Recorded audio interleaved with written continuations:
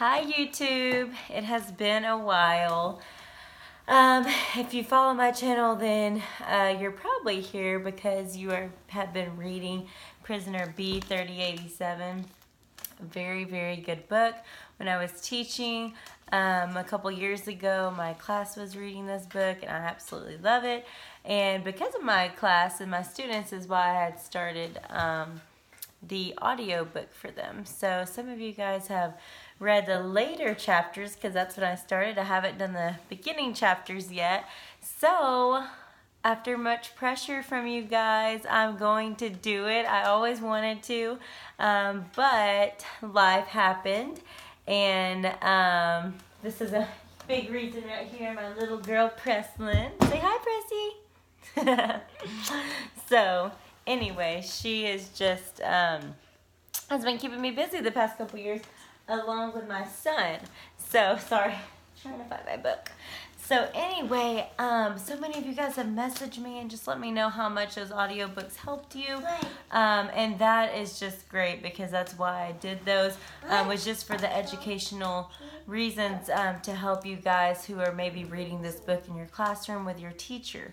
So without further ado, I'm going to go ahead and start reading the beginning chapters that I haven't done yet. If you hear my little girl in the background, just bear with me because she is here and keeps me plenty busy. But she promised she's going to be good so I can read this to you guys. So Prisoner B-3087 by Alan Gratz. I do not own rights to this at all. Okay, let's go ahead and start here. Alright, Chapter 1. If I had known what the next 6 years of my life were going to be like, I would have eaten more. I wouldn't have complained about brushing my teeth or taking a bath or going to bed at 8 o'clock every night. I would have played more, laughed more. I would have hugged my parents and told them I loved them. But I was 10 years old, and I had no idea of the nightmare that was to come. None of us did. It was the beginning of September, and we all sat around the big table in the dining room of my family's flat on Krakusa Street, eating and drinking and talking. My parents, my aunts and uncles, my cousins, and me, Jacob, although everyone called me by my Polish name, Janek. The Jews must disappear from Europe. That's what Hitler said, Uncle Moshe said, reaching for another pastry. I don't know how much more clear he could be.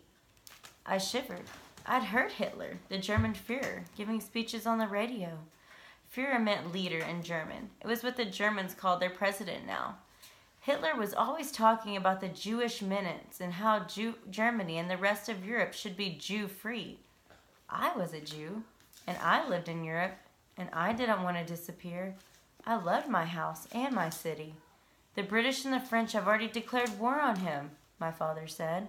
Soon, the Americans will join him. They won't let Germany roll over all of Europe. He's already annexed Austria and Czechoslovakia, said Uncle Abraham, and now he invades Poland. My father sipped his coffee. Mark my words, this war won't last more than 6 months. My uncles argued with him, but he was my father, so I believed him. Enough politics, my mother said. She got up to clear the table, and my aunts helped her. Janek, why don't you put on a show for us? He built his own projector. I ran to my room to get it. It wasn't a film projector like the one at the movie theater. It was a slide projector I'd made by mounting a light bulb on a piece of wood and positioning wooden plates with lenses from magnifying glasses in front of it.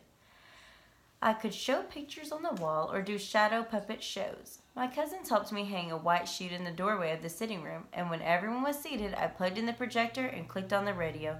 I like to have musical accompaniment, like a movie soundtrack. When the radio warmed up, I found a Count Basie song that was perfect and started my show. Using cardboard cutouts of cowboys, Indians, stagecoaches, and horses I'd glued to sticks, I projected a shadow show about a sheriff in the American Wild West who had to protect his town from bandits. John Wayne Westerns were my favorite films, and I took all of the best parts from his movies and made them one big story. My family laughed and cheered and called out to the characters like they were real. They loved my shows, and I loved putting them on for them. I was never prouder than when I got my father to laugh. Maybe one day I would go to America and work in the movies, Aunt Gisela would often ruffle my wavy hair and say, "You look like a movie star, Yannick, with your dark blonde hair and big eyes." I was just getting to the part where the bandit leader robbed the town bank and was squaring off for a shootout when the music on the radio stopped mid-song. At first, I thought the radio's vacuum tube had blown, but then a man's voice came on the radio. "Ladies and gentlemen, we interrupt this broadcast with the news that the German army has reached Krakow." "No," my father said. "So soon?" Uncle Moshe said. "It's been only 6 days. Where is the Polish army?" I came out from behind the sheet in the doorway to listen. While the radio announcer talked about Polish forces withdrawing to Lodz and Warsaw, there was a big boom, and my mother's teacups rattled in their saucers. My cousins and I ran to the window to look outside. Dark smoke curled in the sky over the rooftops of Podgorsk, our neighborhood. Someone cried out on the next street, and the church bells of Wawel Cathedral rang out in alarm. It was too late. The Germans were here. If I'd only known what I know now, I would have run. I wouldn't have stopped to pack a bag or say goodbye to my friends or to even unplug my projector. None of us would have. We would have run for the woods outside of town and never looked back. But we didn't.